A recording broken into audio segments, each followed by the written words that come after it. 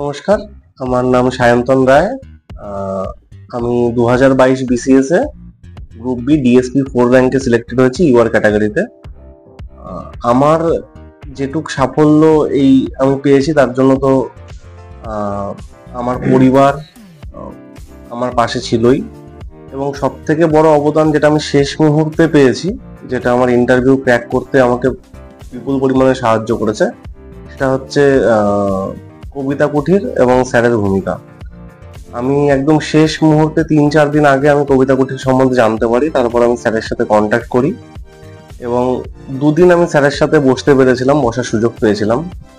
সেই দুদিনেই যতটা গাইডেন্স আমি স্যারের থেকে পেয়েছি এবং স্যারের যে বিপুল পরিমাণ এক্সপিরিয়েন্সের থেকে আমি কিছু কণা নিতে পেরেছি, সেটা আমার ইন্টারভিউয়ের দিনটাকে ঠিকঠাক পার করতে খুব সাহায্য করেছে।